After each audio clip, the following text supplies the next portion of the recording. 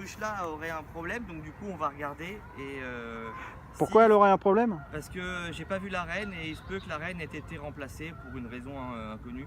Ah, il y a eu un coup d'état, vous voulez dire? Ouais, un coup d'état.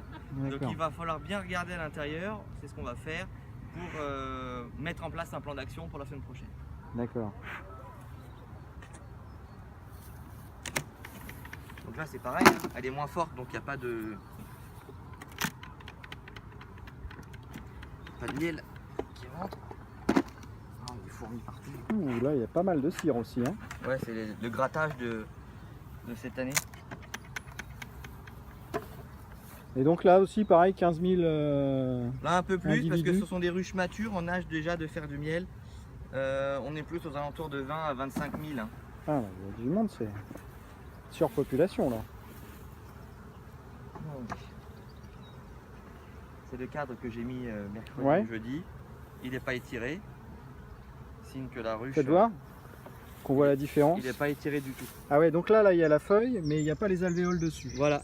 Donc c'est en 2D cire. si on veut bien. Ouais.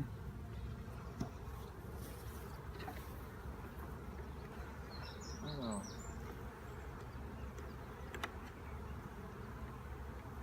Ça c'est une tête de nourriture.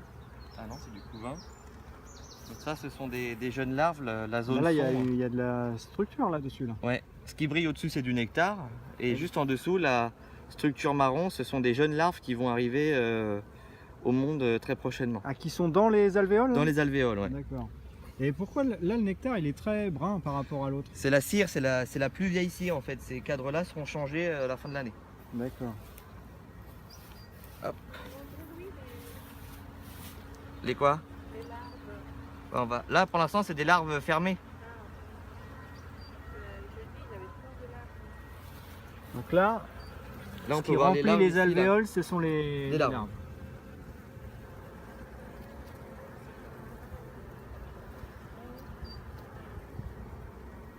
Ouais. Et le nectar qui est donc... Qui brille, voilà, le nectar qui est rentré il y a quelques jours.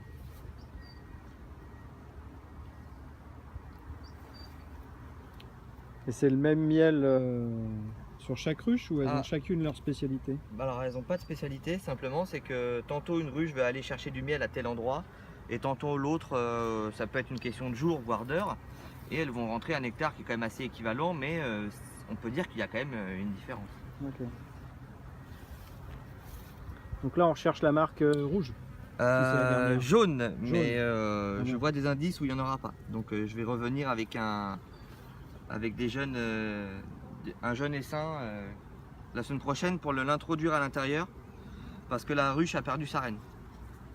D'accord, donc faut vous ramener une reine avec ses gardes du corps. Alors je vais déjà mettre en condition la ruche, on va dire receveuse, pour pouvoir qu'il y ait le moins de bastons possible la semaine prochaine. D'accord. La semaine prochaine je reviendrai avec un jeune essaim que j'introduirai directement à l'intérieur. Voilà. Et cette mise en condition favorisera l'acceptation du jeune, on pourrait dire, dans la receveuse. D'accord. Voilà. Donc ils vont prendre le pouvoir. C'est une élection presque démocratique. Presque. D'accord. Il faut faire attention parce que les conséquences, ça peut être la mort de la reine. C'est pour ça qu'il faut mettre en condition la ruche, celle-ci, pour qu'elle soit parfaitement acceptée. D'accord.